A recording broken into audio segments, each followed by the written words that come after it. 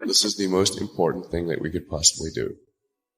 We should do so very, very carefully. Very, very carefully. Really playing a crazy game here. This is crazy. We should not do this. It's very dangerous. It's very important that we take action today to recognize that we are making a very significant change to the chemical constituency of the atmosphere and the oceans, and one that is almost impossible to reverse. I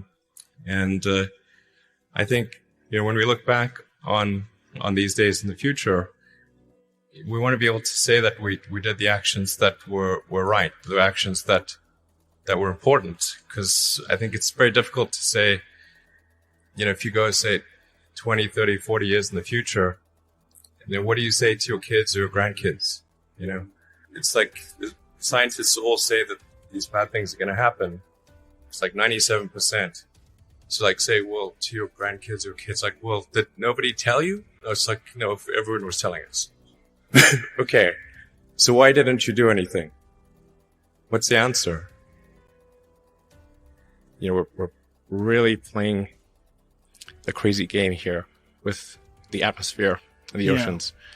We're taking vast amounts of carbon from deep underground and putting this in the atmosphere. This is crazy. We should not do this. It's very dangerous. So we should accelerate the transition to sustainable energy. I mean, the bizarre thing is that obviously we're going to run out of oil in the long term. There's only so much oil we can mine and burn. It's tautological. We must have a sustainable energy transport and energy infrastructure in the long term. So we know that's the end point. We know that. So why run this crazy experiment where we take trillions of tons of carbon from underground and put it in the atmosphere and oceans? This is an insane experiment. It's the dumbest experiment in human history. Why are we doing this? It's crazy. I think currently what we're doing right now, which is mining and burning trillions of tons of hydrocarbons that used to be buried very deep underground, and now we're sticking them in the atmosphere and running this crazy chemical experiment on the atmosphere. And then you've got the oil and gas companies, which have ungodly amounts of money. And you can't expect them to just roll over and die. Like, they don't do that. Actually, what they much prefer to do is spend enormous amounts of money lobbying and running bogus ad campaigns and that kind of thing to preserve their situation. It's a lot like tobacco companies in the old days. I mean, they used to run these ads with doctors, like a guy with a doctor, pretending he's a doctor, essentially implying that smoking is good for you, right. And like having pregnant mothers on ads smoking. So the point is that is look at it from the other side. So, what do you think the percentage chance is of this being catastrophic for some meaningful percentage of the Earth's population? Is it greater than 1%? Is it even 1%? If it is even 1%, why are we running this experiment? The more carbon we take out of the ground and add to the atmosphere, and a lot of it gets permeated into the oceans, the more dangerous it is. It's very difficult to put that CO2 back in the ground. It doesn't like being in solid form. Fundamentally, we have a delayed gratification issue collectively as a species. Like, are we willing to sacrifice the near term for the long term or not? I mean, at some point we will have no choice because we'll run out of hydrocarbons to mine and burn, and we'll have to transition to a sustainable energy economy. So sooner or later, we've got to go towards a solar electric future. It's better for the future of Earth if we go sooner than later. The lack of people is obviously a threat to civilization. I think that the biggest problem the world will face in 20 years is population collapse. Collapse. I want to emphasize this. The biggest issue in 20 years will be population collapse. Not explosion, collapse.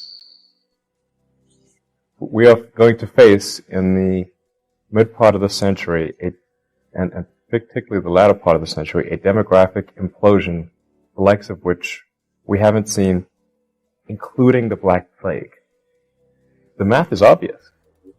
3 generations of 50% birth rate, of 50% replacement rate, gets you to 12% of where you were. And those poor 12%, all they're going to be doing is taking care of their grandparents. I mean, eventually there just won't be people at that rate. The danger of AI is much greater than the danger of nuclear warheads by a lot. And nobody would suggest that we allow anyone to just build nuclear warheads if they want. That would be insane. And mark my words, AI is far more dangerous than nukes. Far. So why do we have no regulatory oversight? This is insane. You've expressed your reservations about AI and your fears about that. Yeah, I just think the singularity is probably the right word, because we just don't know what's going to happen once there's intelligence substantially greater than that of a human brain. Yeah. And do you think, because there's been a lot of sci-fi about AI, series like Humans, et cetera, it's entering the mainstream, entering the public discourse, that people are understanding the ethical dangers and the, I guess, physical dangers that AI could potentially pose? I mean, most of the movies and TV featuring AI, they don't describe it in quite the way it's likely to actually take place. But I think you just have to consider, like, even in the benign scenario where AI, if AI is much smarter than a person, what do we do? Yeah. What job do we have? So the rate of improvement is really dramatic. We have to figure out some way to ensure that the advent of digital superintelligence is one which is symbiotic with humanity. I think that's the single biggest existential crisis that we face, and the most pressing one. It's really all about laying the groundwork to make sure that if humanity collectively decides that creating digital superintelligence is the right move, then we should do so very, very carefully. Very, very carefully. This is the most important thing that we could possibly do. Or the better approach or better outcome is that we achieve democratization of AI technology, meaning that no one company or small set of individuals has control over advanced AI technology. I think that's very dangerous.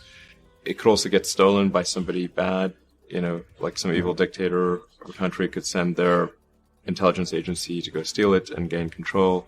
It just becomes a very unstable situation, I think, if you've got any incredibly powerful AI.